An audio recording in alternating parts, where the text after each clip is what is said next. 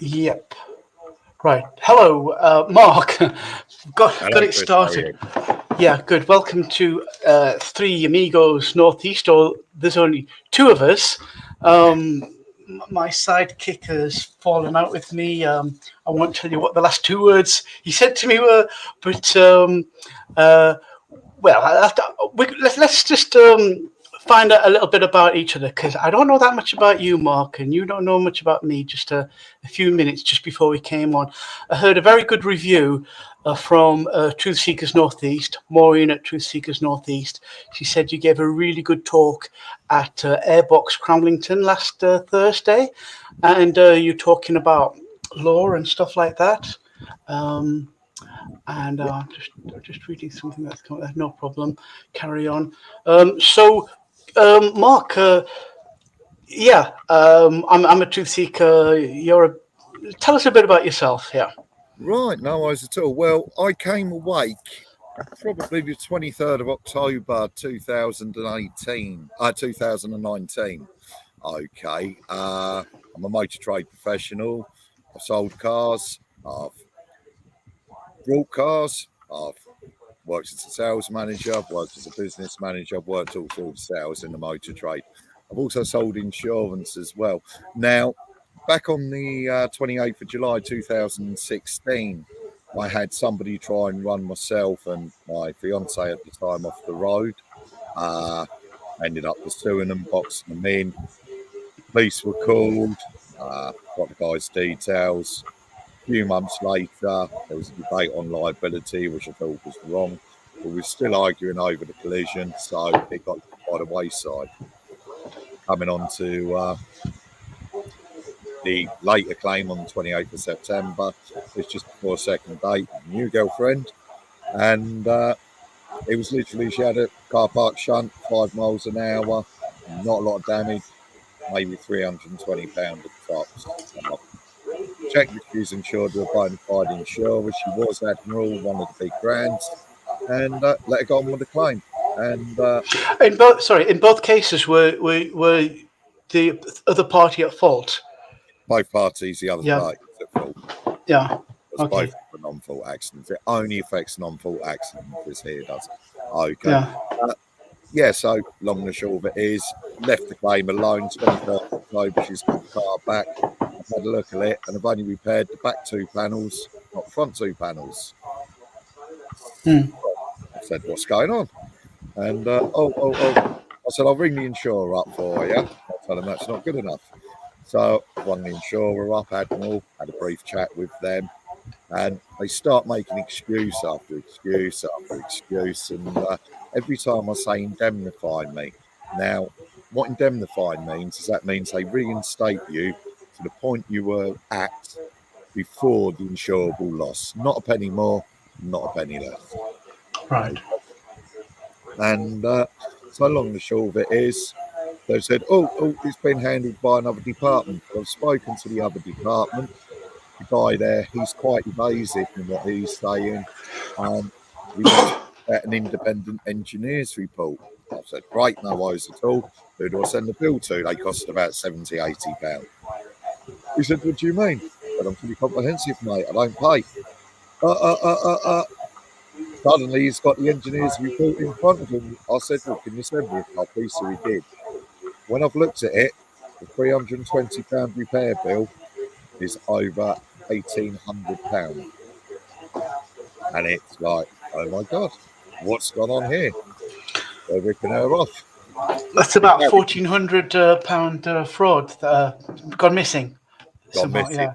Yeah, it's been overcharged there. I've also looked at it and it says the car's been declared unroadworthy. Now, I don't know if you're aware of it, but a car that's unroadworthy is uninsured on the roads. Okay. Now, the accident had happened on the 28th of September.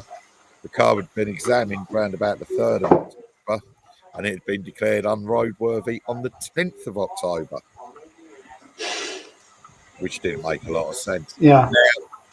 I've turned around to the insurance head. Well, if she'd driven that car, it was pulled over by the police, you'd have been charged under Section 143 of the Road Traffic Act, driving without valid road insurance. We'd have sorted that out.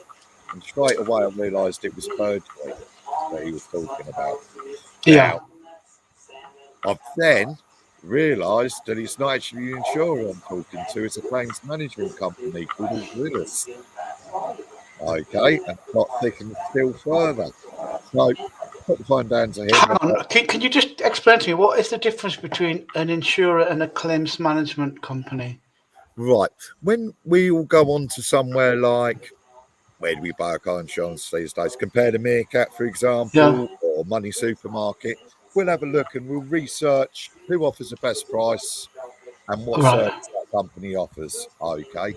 Now, a claims management company is a separate entity, but Yeah. what I discovered is they are tied in by either a bilateral agreement or by under another agreement that's run by the Association of British Insurers, but I'll come on to that in a little bit with you.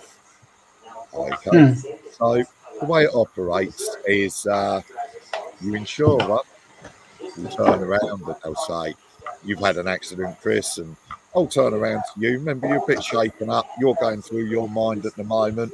Am I going to get paid out? Is my car going to get fixed? What if something goes wrong? And they turn around to you and say, "Chris, there's £150 to claim on your policy. I have another company here, Auxilius. They do zero excess and you get a bigger car." What one are you going for?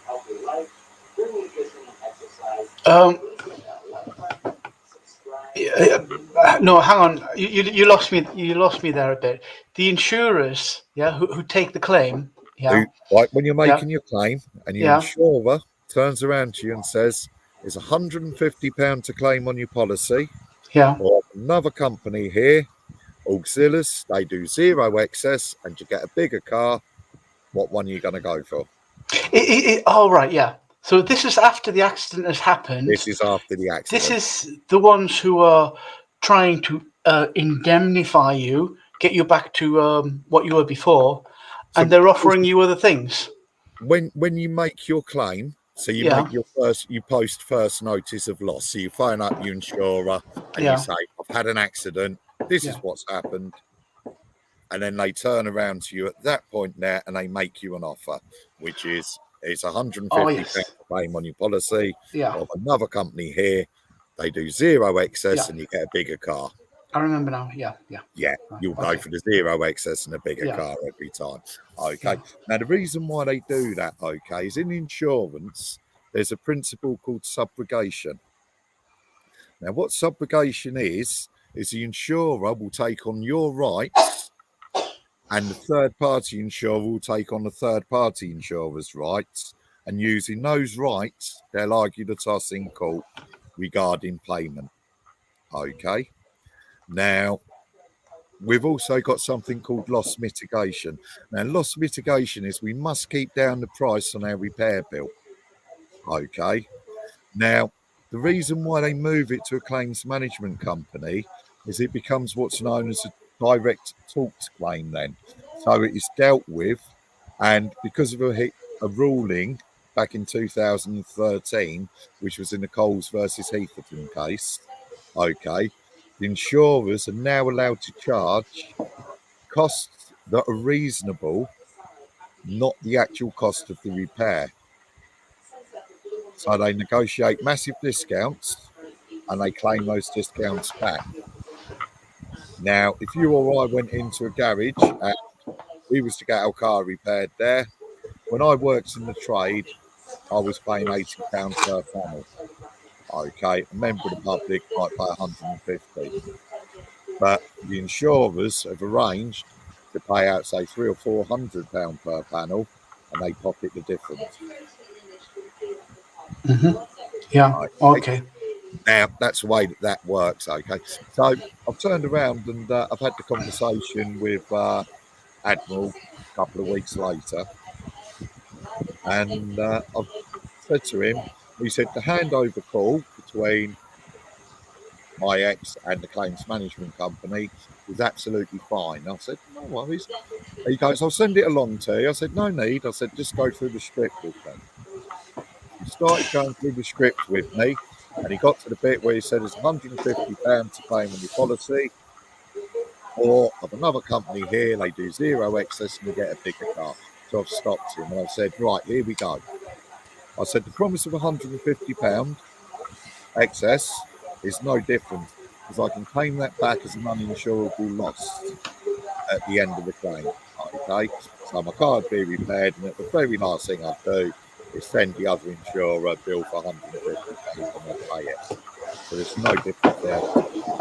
Now, the next part of it is bigger car. A bigger car compared to what? Now, your insurer has to provide you a car that will meet your demands and needs. So if you've got a 5-seat car, they have to provide you with a 5-seat car. Okay. Now, they provided my ex with a Skoda Citigo. Anything smaller, it would have been a smart car, which is only 2 seats. So it's exactly the same car they provided her with. Now, I've reported it to my local police force because I can see this all going wrong. And they've said I need to speak to Action Fraud. Now, Action Fraud. Yeah, I know about them. Yeah, I've tried. They just write things down. They do nothing. I know about them. Yeah, action fraud, waste of time. Yeah, They certainly are. They actually refuse to take crime reports in this matter now. yeah. They say it's a civil matter. Now, when I've dug away at them, it turns out that Action Fraud is the City of London Police Department. Okay. Now, the City of London Police receive £4.2 million worth of funding each and every year from the Association of British Insurers. And that money is to fund something called the Insurance Fraud Enforcement Department. Okay. Now, I've then had a look at the Association of British Insurers, and they run a scheme called the General Terms Agreement Technical Committee, or GTA Technical Committee. You ever playing a computer game yourself, Chris? Oh, not for a long time. They waste too much time. But I know I've played them. Yeah. Do you know what GTA stands for? No. Grand Theft Auto. Oh yeah. That's exactly what this here is, okay? In their documentation, you can find it all online, okay? Within their protocols, it states quite clearly that the process that they use, okay? And the process they use is they have at the top the general insurer. Underneath it, they have a claims management company. Underneath that, they have an independent engineer. And under that, they have an authorised body shop. Now, the independent engineer is just the name of his job title. He's not independent by any way, shape or means. Okay.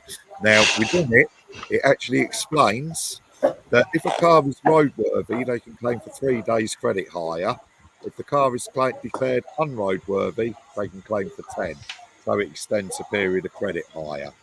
Now, when I've dug away a bit further, back in 2012, the Competition and Marketing Authority, which is descendant from, it was when the Competition Commission and the Office of Fair Trade merged, okay, they done something called the Private Motor Insurance Market Investigation. Now, the Private Motor Insurance Market Investigation ran from 2012 through to 2014. And in that there, they identified the revenue stream being generated by insurers utilising claims management companies. They also identified in that time that instead of using the courtesy car, they'd use something called a property replacement vehicle or credit hire vehicle. Okay. Now, that comes in about 25-30% more expensive, even though it comes from exactly the same place. So if you or I walked into Iraq, Enterprise Rent-A-Car, we hired a Fiesta tomorrow, that might cost us £120 a day. Doing it on the terms of this agreement, they charge £180 a day. £60 extra profit there straight away. Okay. Now, when I've dug away a little bit more, okay, I've found that the Financial Conduct Authority, no, it wasn't, it was a financial Services. Yeah, financial services. Yeah, financial services. They've had a look at it. Okay. and they were superseded by the Financial Conduct Authority, the Yeah. Regulatory Authority. And I've had a little look there, and I've checked it against my knowledge of what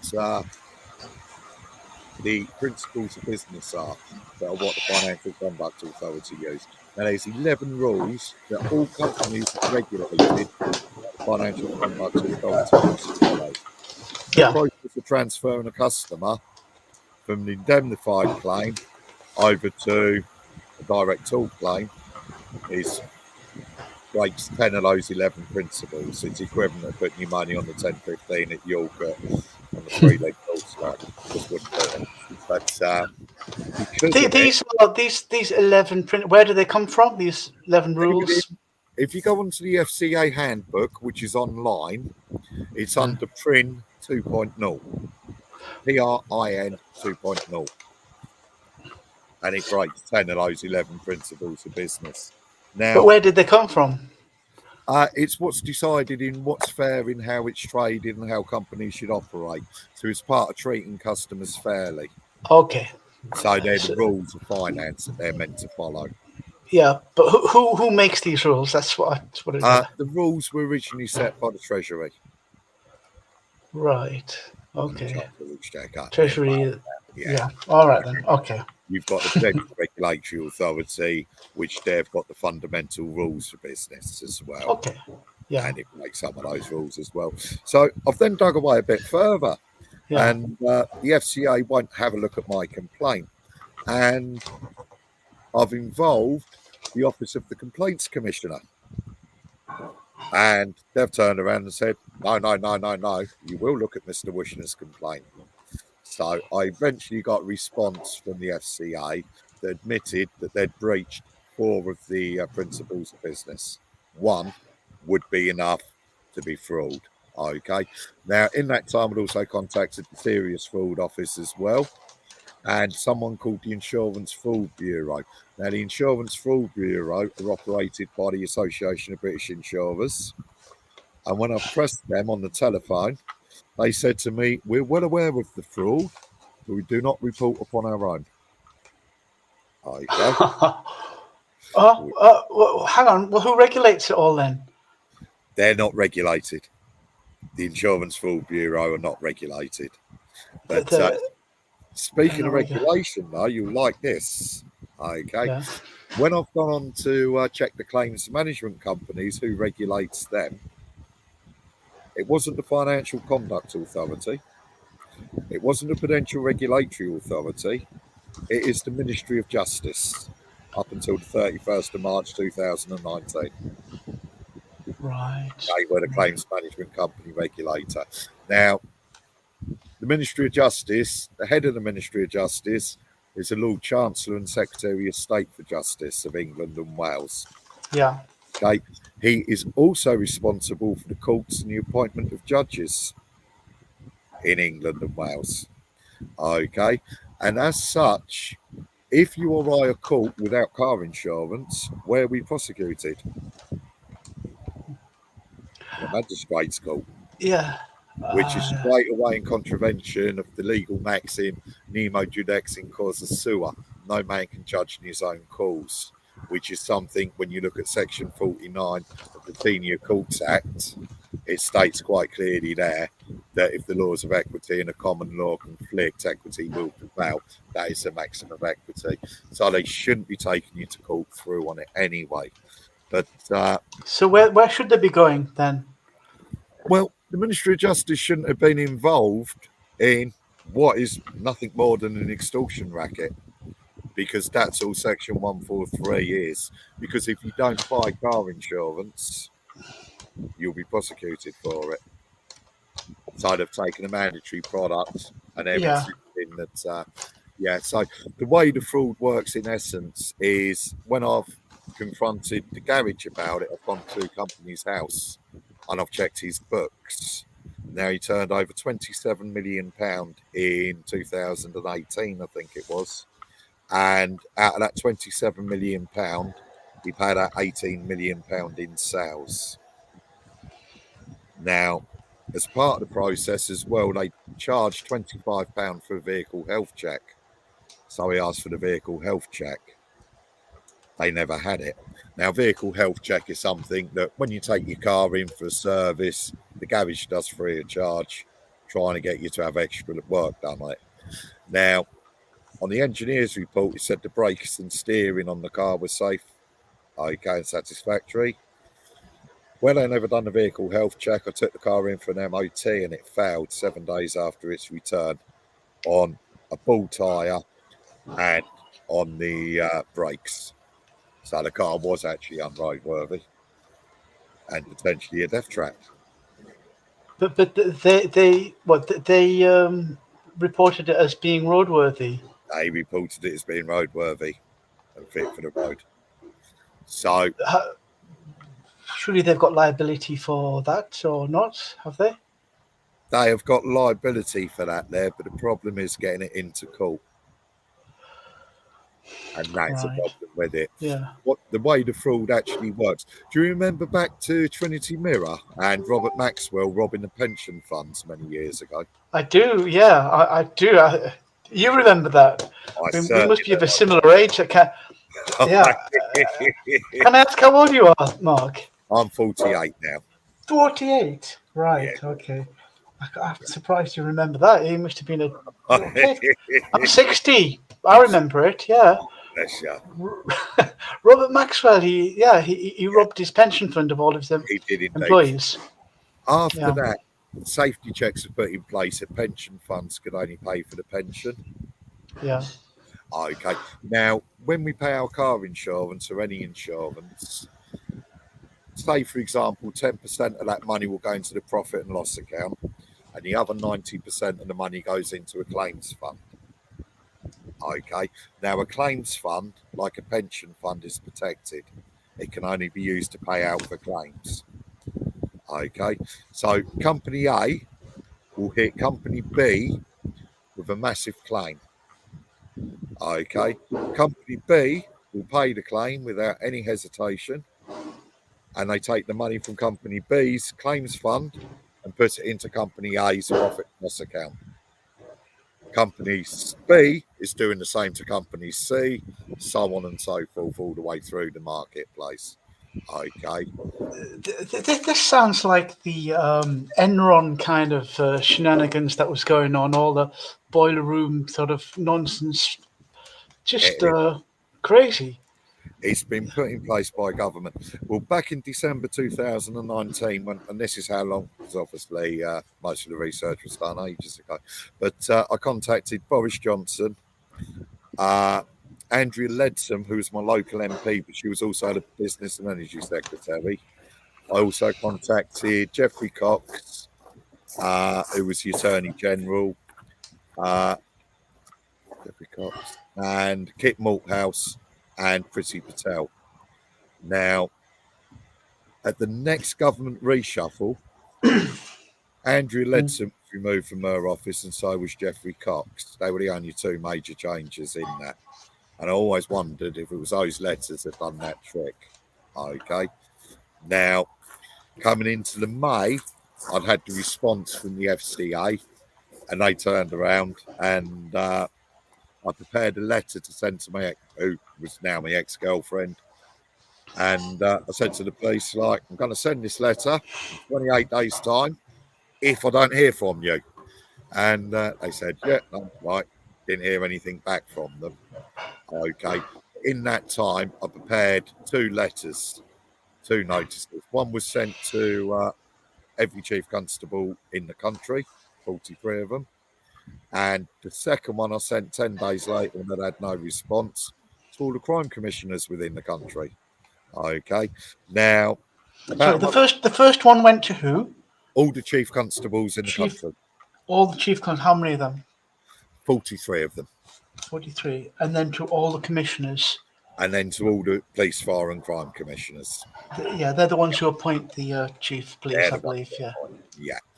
And then I had 30 responses come through. Okay. 27 of them were positive recording decisions for misconduct in public office against the chief constables. Now, Bedfordshire Police rejected the complaint. Cambridgeshire Police rejected the complaint, but they share the same professional standards department. Now, the other police force that rejected the complaint was Northamptonshire Police. Okay. And needless to say, 3 or 4 months later, I've heard from the Independent Office of Police Complaints, and then I've heard from each of the 27 constabularies that had used that had recorded to use statutory legislation to sidestep the complaint against the Chief Constable.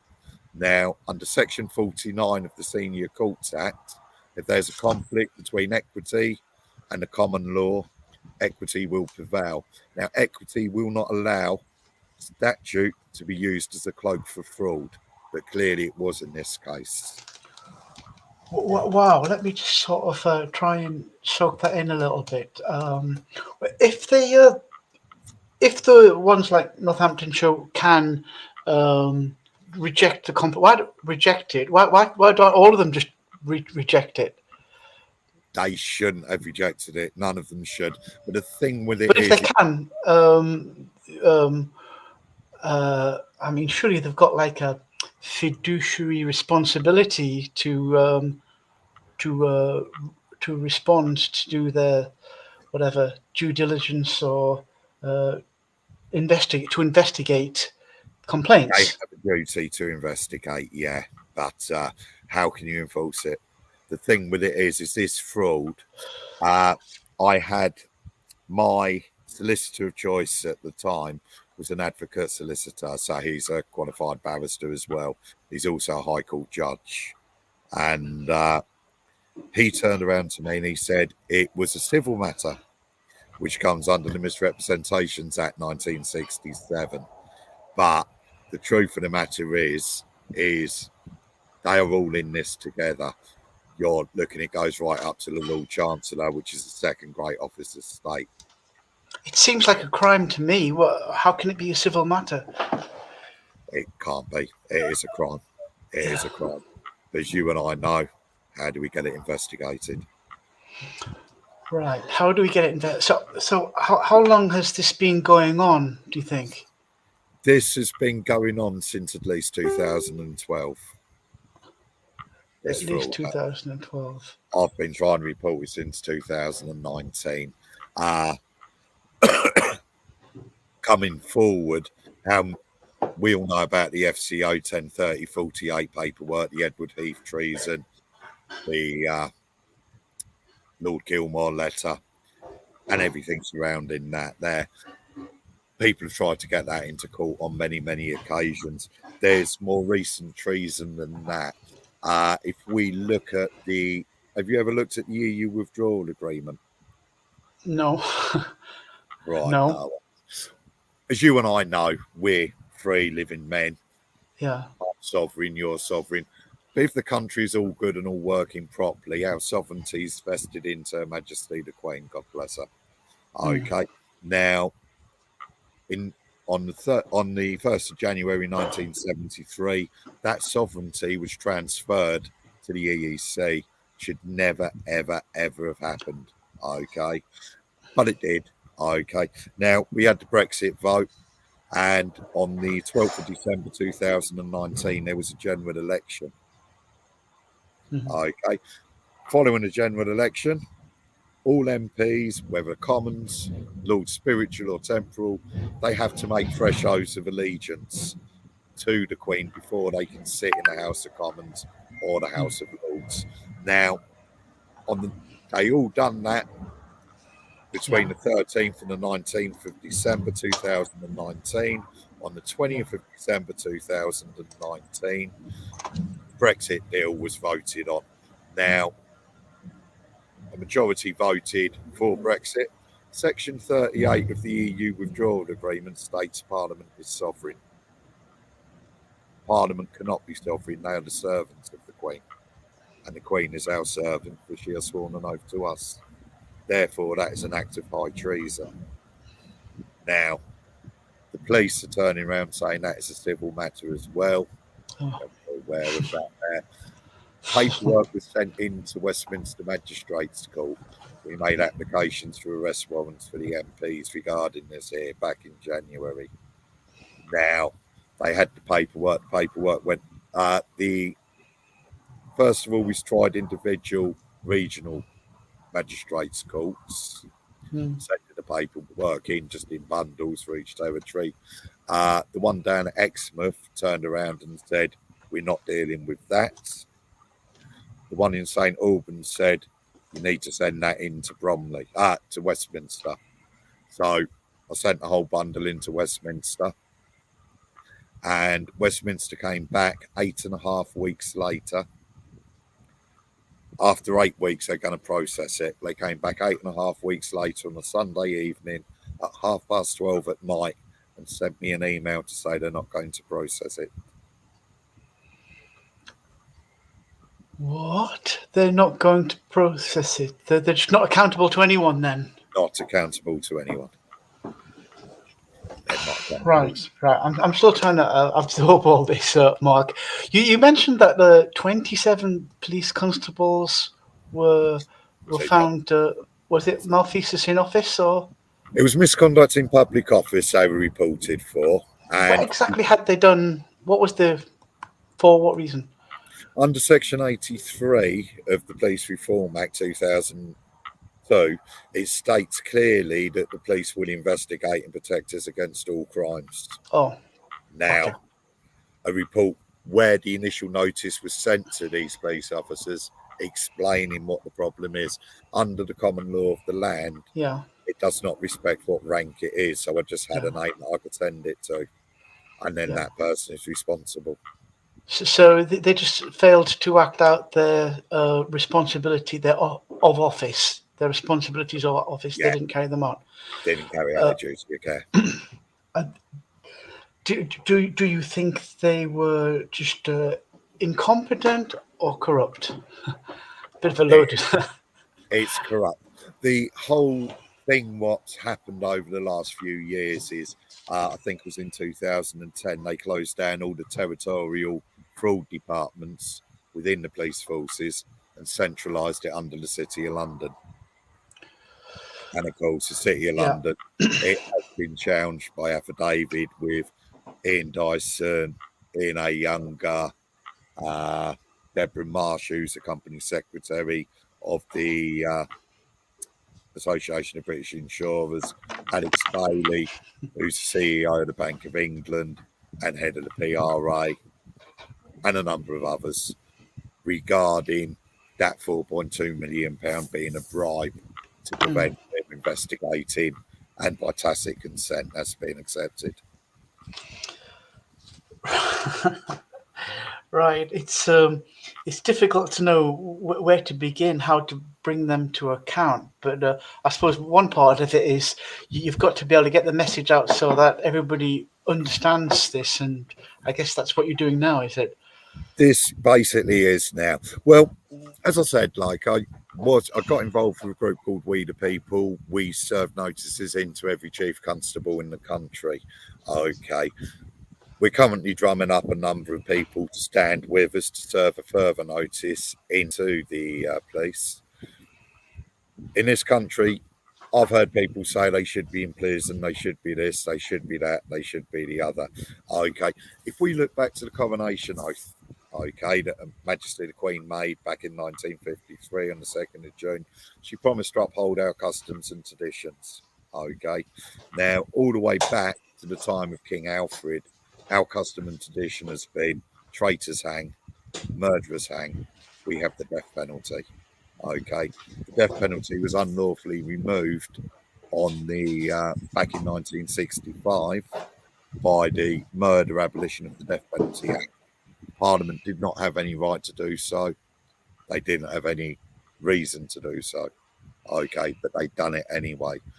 In 1998, we had the Crime and Disorder Act came in, and it was removed for treason purportedly. Okay. Again, that can and should not have happened. So what we're doing is we're preparing another notice to go in that will be served into the police to say to them, and it will have an affidavit. Are you familiar with affidavits yourself, Chris? Well, I'm just becoming aware of them now because you mentioned David Edelman a bit earlier, Yeah. just before we came on. He came and gave a talk at the Porcupine Pub. This is a pub that it got raided in late 2020, and a lot of us rally around this pub, and we kept it open until eventually they removed the license. But we would get different speakers every week, and we've had people like David Edelman, Peter Wilson. Do you know Peter Wilson? I Yeah, haven't, no.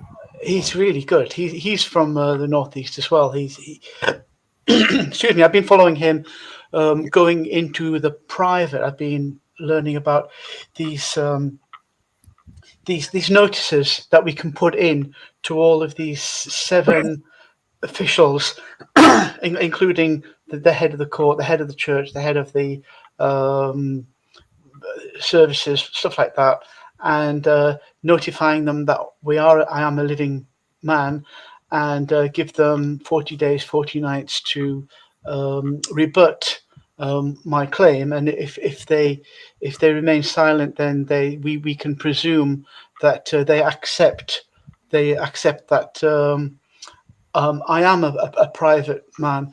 And part of this process is we sent like an affidavit, and then once we've done it again, there's another affidavit we've got to send. It's a whole process, right? And I'm just learning as I go along. Um, it also leads on to trusts and things, because all the rich, they've protected their wealth for generations and generations through trusts. That's why they don't pay tax. That's why the Duke of Westminster can inherit 300 million and not pay tax on it and stuff. And they're keeping it quiet from everyone else.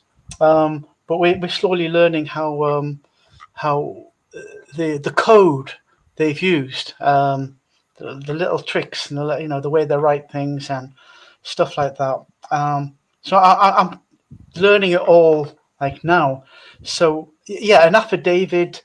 Um, I understand it is. It's like a statement of life, is it? An affidavit, statement of truth, basically. An Yeah. unrebutted affidavit stands as truth in law. So we need to be able to prove what we're saying. Okay. Yeah. So the affidavit we're preparing will turn around and say, Elizabeth promised to keep our law the same as what it's always been. Our Yeah. law is traitors hang and okay. It will continue, and it will explain about treason. It will explain about the financial crimes and everything else. And it will explain that the police have a duty of care to deal with the situation. It will also explain under the Statute of Westminster 1258, right, which came in obviously before the Metropolitan Police Act 1828. We used to have the hue and cry, which we can return to that there, because if the police will not protect us, we have a duty to protect ourselves. We'll also reference the Declaration of the Prince of Orange at the start of the Glorious Revolution, how he justified using force of arms to come over to depose James II. Okay, now it will give the police every single opportunity to rebut what we're saying. If they don't, then we've obviously told the truth. Now, if they're then allowing these, and there's 1,040 people in the House of Lords and the House of Commons that are all guilty of either the misprision of treason or high treason. And we have a list of all the names. Now,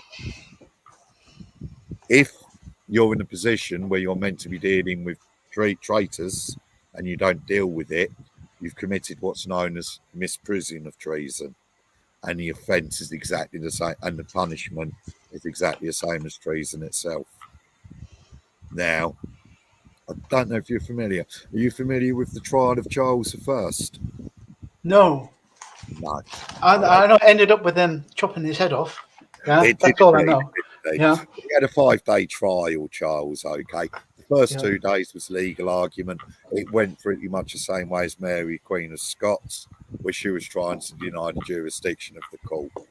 Yeah. 2 days later, jurisdiction had been established, and they had the remaining 3 days and 30 odd witnesses in absentee. Charles wasn't actually there. He was convicted in his absence. Okay. So what we'll do is we'll send out summonses to everyone and invite them to turn up at court for us. Okay. If they don't turn up at a court du jour, at that point there, we will have to call whether we will go around and execute sentence. But if we were to follow that course of action, the police are fully aware that we are going to follow that course of action. They would have to explain why they are in breach of their oath and haven't prevented crime. So it can't be a crime. It can't even be a civil matter. We're just reinstating the Queen to her rightful place. But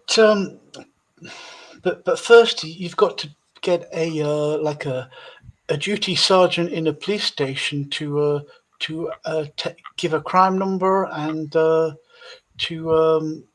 start the process of the criminal process. Are they not? Well, the question is, where are they taking their? Where are they taking their? What law? What rules are they following? What rules? The police are following at the time maritime law, and they aren't actually following the Yeah, Crime maritime Office law. crime reporting. Yeah, they're not following the Crime Office reporting figures. They're not. They're They've actively biased. they. I understand a lot of these law enforcement agencies are private corporations. They So yeah, they do seem to be that way. How they're structured and everything else. It's the they have abrogated our laws really, really, really badly. I know when we put in notices under Article 61 and the like, which is Magna Carta, quite often they'll come back and say the Pope annulled at Magna Carta 1215. Okay.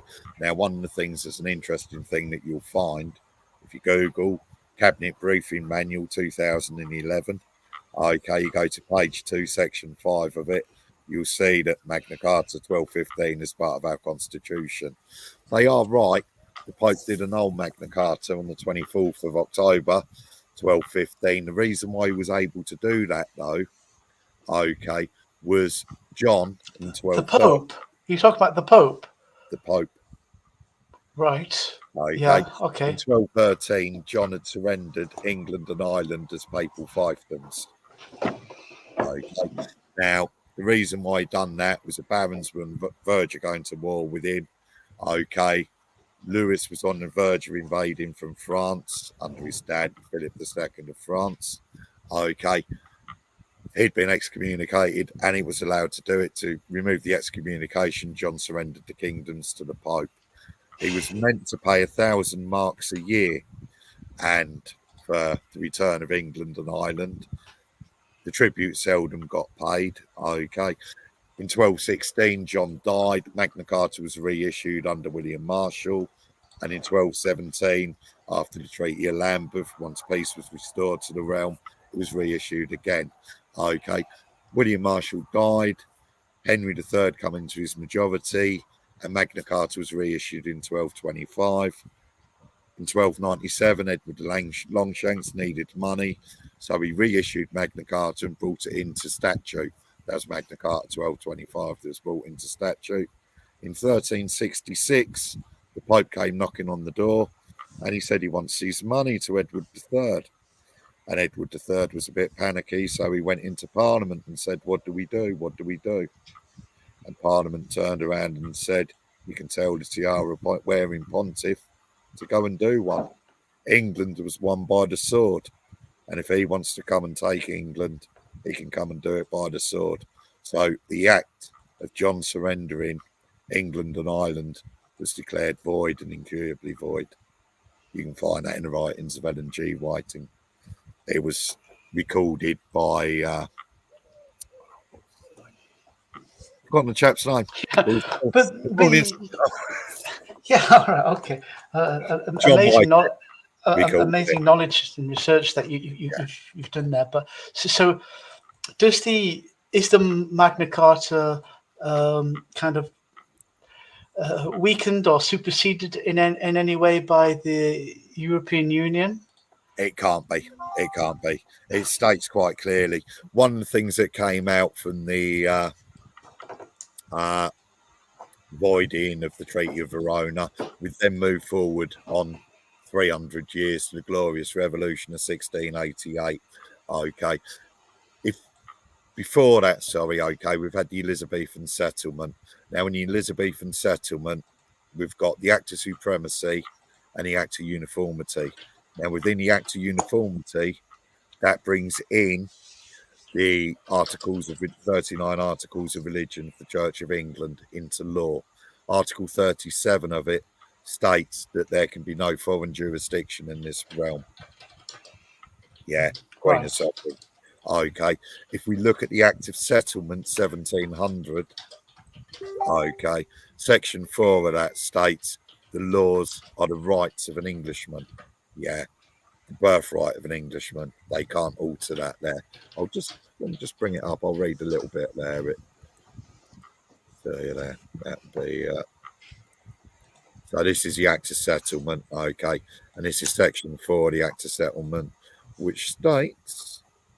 It actually comes up. Here we go. Okay.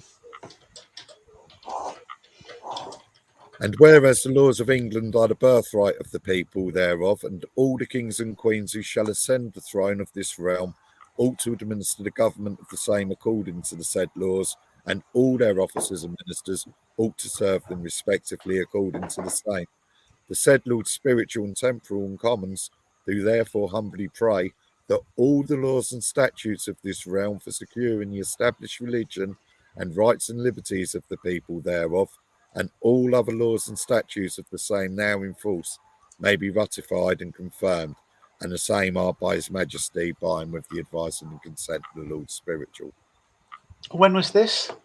1700, that's the Act of Settlement. Act of Settlement. Yeah, well, section.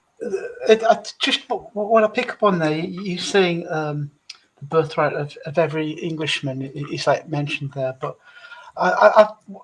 what I've heard is that there was 1688, there was the Cestui Act was passed. 1666, that is the Cestui Act, yeah. 1666, yeah, and which states that everyone is deemed lost at sea until they prove of life. Otherwise, yeah, and that's whereby, from what I understand, is your estate, every man's, the so-called birthright that we think is our birthright, is our estate. It is actually the title is copywritten to the crown, because on our birth certificate it's got like a crown copyright on it. So they've got the title to the name that's on the birth certificate, which the trickery that they do is they make us think we are that trust, and by making joinder with that strawman title that they've created for us, then we are subject to those laws and rules of the PV trust. That's why we're now learning about we don't make joinder. I'm a living man. I'm not like a dead entity on a piece of paper. I'm a living man.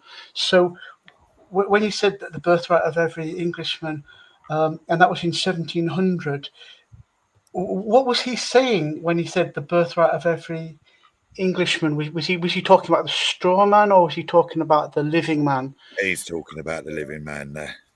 Okay. Living man. Yeah. That's the living man that they're talking about there. With regards to the straw man in court, if it is a statutory offence that you're looking at, first of all, there must be harm or loss in there. Okay, and there must be a victim.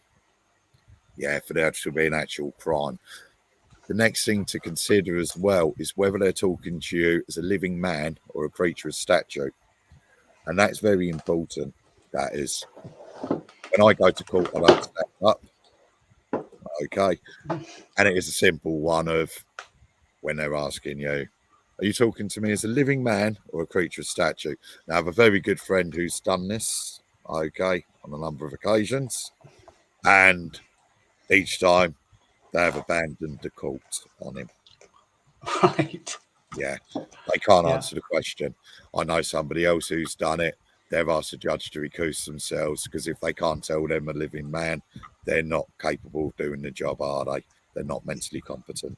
Yeah, I had someone last week, Richard and Cassie from Doncaster, on this show last week, and he was saying how he went to some family court, and he just in the middle of it he got up and walked out, and then he came back and said nothing, and there was nothing they could do because his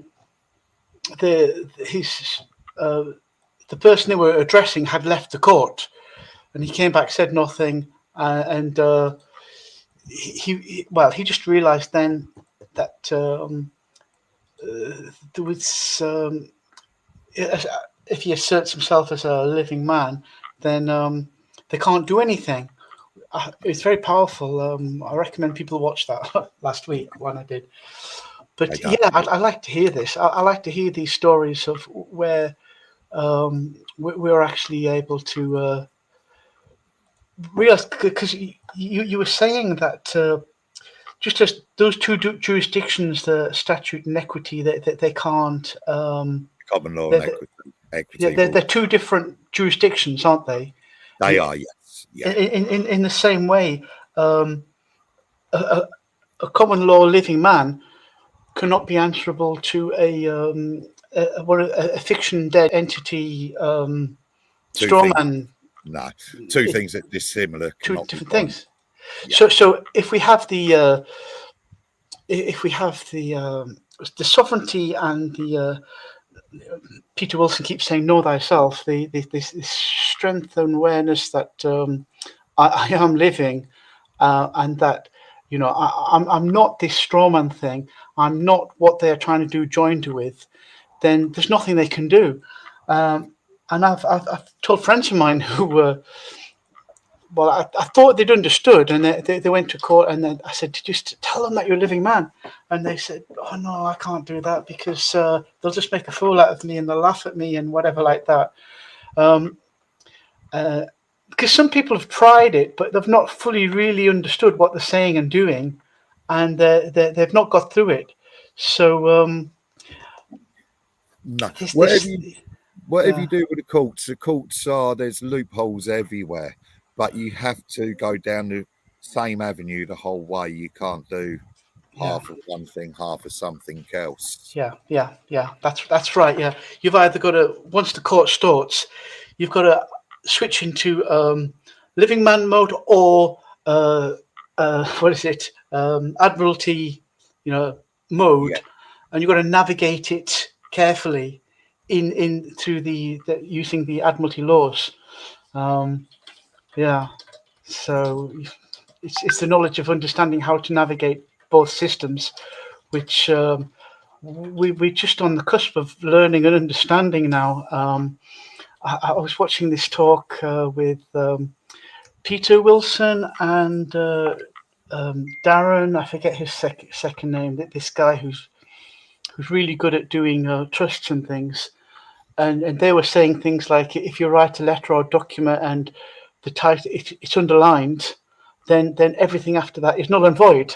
These stupid little grammar things like that. That you've got to know how to navigate. And also, if they change the font, then that makes the document null and void. But a lot of these things are only coming into awareness and knowledge just over these very recent times, this last few years or so. It's the last few years, people's knowledge. It's all opening up to us now. It's very exciting times now. Yeah, certainly. but but also are we ready? Are we ready? Can we handle the truth? This is the thing. Are we ready to actually take responsibility for our own actions And do and something. our own community? Well, in principle, most people don't cause harm, don't cause loss. They're honourable in their contracts, what they're being asked to do. In reality, it's the pressure of the state and taxation and everything else is driving a wealth Yeah, divide and everything else. If there's a redistribution of wealth, then everything yeah, else, everyone will be happy. yeah. It should be. Within a society, people self-police safe anyway. They will. Yes, It should self-police. yes. If We you've we, got a shoal we of do. piranha fish, Yeah, you won't have one little piranha fish taking a yeah, chunk out of another one without everyone else taking that one out. They'll set a pecking yeah, order, don't get me wrong. yeah, But if you let one person get away with it, yeah. eating another one, they'd eat everyone in the tank, wouldn't they? Yeah. Yeah, we do. People do. I mean, you look at all of nature. I mean, like mankind is no different. You get a group of people together. We self-organize. We we self-organize. Uh, Unless we're all children, and there's a big parent there saying, "No, you do this. No, you do that, and that," and everybody's been like conditioned into being um, like children we as there seems to be at the moment. But we're waking up out of this, aren't we? It's We are. We are a lot. And uh, there's big, exciting changes coming, hopefully. great. Okay, I think we've covered a lot of material, a lot of heavy duty material there, Mark. So let's just pause, reflect, and I'll look into all of these things that you've been talking about. It would be nice to have you up in speak at our Porcupine sometime Certainly would like in to come up Billingham. there. Certainly would like Yeah. to come up there. Up towards the back end of the month. So I mean, if you're on the, what day do you do there? We do it on a Wednesday or a Thursday. I might be transferring it to a Thursday now because Thursdays. I used to always go up to Airbox, but I think I'll give that a miss now since I'm not very welcome there at the moment. I won't go into that. That's another story, That, um, but yeah, how did you find Airbox, by the way? Airbox was good. Lovely people up there. Lovely Yeah, people lovely up people. there. Yeah, They are. yeah, it is. But yeah, I Yeah, mean, I'm back at Airbox on the 1st. I'm yeah. doing Middlesbrough on the 2nd. So I mean, if you've got something on the 3rd, Middlesbrough on the 2nd. Where are you? Where in Middlesbrough is that on the 2nd of? Are you saying August? That's September. September. Yeah. Okay. September. No. Okay. Maybe we can. Where are you in Middlesbrough? I mean, we're just in Stockton, in Teesside. Do you know where you are in Middlesbrough? Then? No idea. No idea. Okay. No idea. It's Maureen that's organised it, so Right. Okay then. organising it. Right. Okay. Yeah. Hang on. What day is that then? September. Hang on. Let me have a look. September Well, that's a the. Friday. I'm sure It's it's a on. Friday. Yeah, Did you say September the? What second. is second? That's a Friday. Yeah. Yeah, Yeah. sure it's a Friday. She said. Great. All right then. Okay. So Um, yeah, maybe if you got something the 31st or the 3rd, that'd be great. And then I'm going to be doing York the other day. yeah. Yeah. No, that we'll organise something definitely. And where about are you? By I'm the way. down. I'm down between Cambridge and St Albans. Right. Okay. Yeah, so down Yeah. in the south of the country. Hertfordshire kind of way. Yeah. Yes, yeah. I do a lot of Yeah. work with 4 counties now. You've So got a very Cockney Barrow boy kind of accent, yeah, a Mark. little bit. Like I worked in London best part of my life. Like so, yeah. Yeah. Good. And is that a shed you got behind you, or is that Yes, yeah. okay? So, Good. Yeah, a little window on it. It's not like a motorhome or anything that you no. travel. It's that one there. Yeah. So, yeah. Do you go to? Have you heard of Carry On Camping at all? No. It's just a festival weekend in um, it's going to be in the Peak District, 28th, 29th of August, and there's thousands of people there, freedom people, and got good speakers and everything. Um, um, Although maybe it's not quite up there. It's a bit.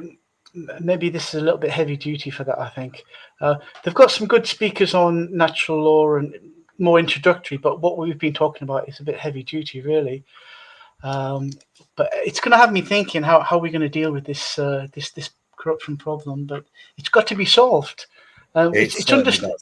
It's understanding exactly how it's gone wrong before we can actually fix it. And so it's great. What all your work is really excellent. Can I tell you a little bit about what my run-in is with my Yeah, local chief constable?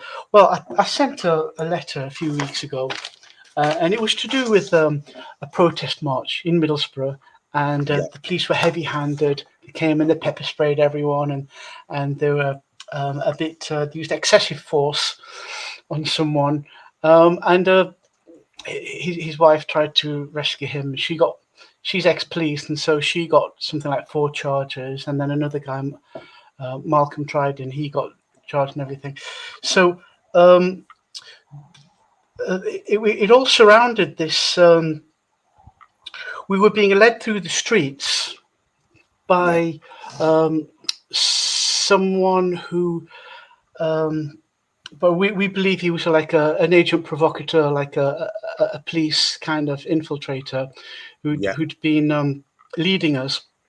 And we'd walked past this um, uh, COVID-19 NHS display board, which is saying, danger, get your jazz, blah, blah, blah.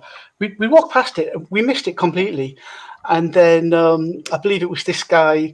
He said, go, you missed it, go back, go back. There was a van back there. And so when our guys spotted it, they started sticker bombing it. And the guy came out and he was arguing with us, and someone threw the keys away. And within seconds, there was like dozens of police were there, and they were sort of being heavy-handed and everything. So we believe we'd been set up, and the the there's a like a group within. Had you heard of Guardians 300 at all? yeah, yeah, yeah, Yeah. Right. Okay. Yeah. So there was a big group of them at Airbox and everything, and they'd been getting a good reputation rescuing people from hotels and stuff like that. But inevitably, it kind of got infiltrated by these this these like this agent provocateur who got together a certain demographic of alpha males to be angry, to wear black, to wear yeah, face paint, to barge through police lines, to create confrontation, to create headlines and stuff like that. And we all knew who it was, and this guy got hounded out, right? But it never really got reported or talked about by the police, and I think this was a big reason why this incident happened in Middlesbrough. So I've written to the chief constable this 4-letter open letter that I've yeah, sent, and like I got the yeah, the people involved and everything like that, and they've said they're going to send someone around. They're going to talk to me, and my objective really is just to demonstrate that this happened, so that these charges are deemed like inadmissible, null and void, so that these people who were beaten up with excessive force, so they drop all the charges. Basically, I don't want to go any more than that. That's all I'm trying to do. I'm not trying to sue the police or anything like that. So I hope I get my meeting with the chief constable and say, look, this is inadmissible because this had been going all that time. But then the question is, they'd have to admit that they had these subversive police, yeah, involved. And one of the key people who was involved with this group, he's not saying anything. So that's a little bit to do with why I might not be going back to Airbox because there's an element of people there that things have not been resolved. So that's just a little bit. Let me just throw that out there while I have this public audience. I'll let you know a bit more about that if we could. Anyway, Mark, let's just call it a day there, right? Yeah, I hope to speak to you again soon. I'll edit this and get it out if it's not been live already, and I'll speak to you again soon, then, Mark. Yeah. Speak to you again soon. All right, nice one. Thank you very much, Chris. Yeah. Thanks, care, Mark. mate. Okay. Bye now. Bye now.